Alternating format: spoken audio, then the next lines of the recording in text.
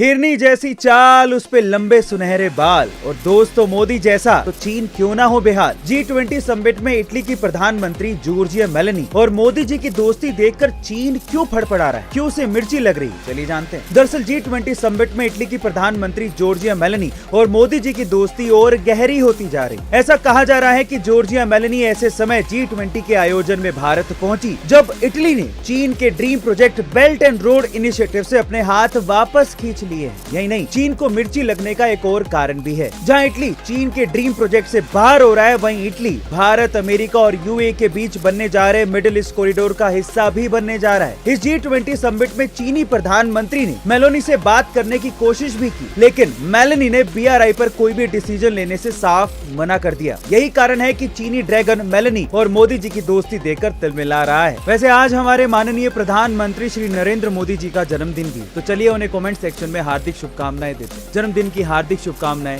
नरेंद्र मोदी जी। क्या आप हमेशा जिंदा रहना चाहते हैं? तो सुनिए, भारत में एक ऐसी रहस्यमयी जगह है जहां के लोग अमर हैं, जहां समय थम जाता है। लेकिन अब समस्या यह है कि आज तक कोई भी आम इंसान उस जगह की एक्चुअल लोकेशन पता ही नहीं कर पाया है, और जिसने जाना है वो वहां से कभी वापस नहीं आ पाया है। कौन सी है वो जगह और क्या है इसके पीछे का राज, चलिए जानते हैं। भारत में हिमालय की पहाड़ियों में मौजूद श्रृंगीला घाटी एक ऐसी घाटी है जिसके बारे में विष्णु पुराण में ये कहा गया है कि यहाँ पर भगवान विष्णु के 10वें अवतार भगवान कल्कि का जन्म होगा, जो धरती पर सतयुग की शुरुआत करेंगे। ऐसी मान्यता है कि इस घाटी की एक्चुअल लोकेशन वही इंसान जान सकता है जो अंतर मन से शुद्ध हो और आध्यात्मिक रूप से जागृत हो। तिब्बत भाषा की किताब काल विज्ञान में भी इसके बारे में लिखा गया है। कई चीनी और भारतीय पर्वतारोहियों ने इस जगह के बारे में पता लगाने की कोशिश की, लेकिन आज तक कोई भी इसे नहीं ढूंढ पाया है। और ऐसा कहा जाता है कि आज भी यहाँ रहने वाले दिव्य ऋषि मुनि बिना किसी दुख और पीड़ा के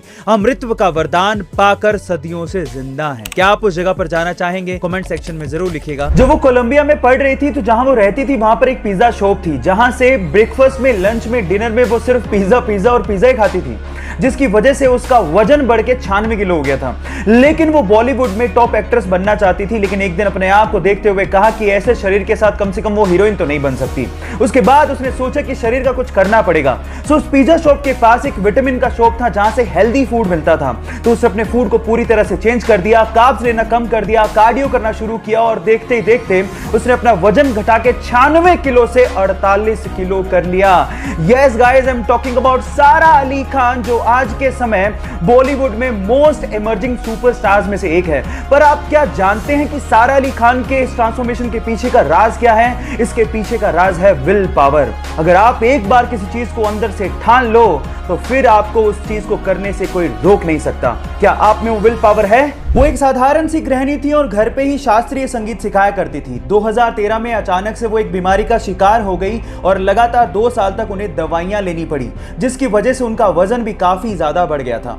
लेकिन वो लाइफ में कुछ करना चाहती थी, इसके लिए ही घर के पास उन्होंने एक जिम को ज्वाइन किया और 7 ही महीने में उन्होंने अपना 24 किलो वजन कम किया और वो एक ट्रेनर भी बन गई। उसके बाद उन्होंने सोचा कि क्यों ना एक 6 पैक बॉडी बनाई जाए। इसके लिए उन्होंने 8 महीने की कड़ी मेहनत की और फाइनली एक रिप्ड बॉडी बना ली और एक बॉडी बिल्डिंग चैंपियनशिप में पार्टिसिपेट भी किया।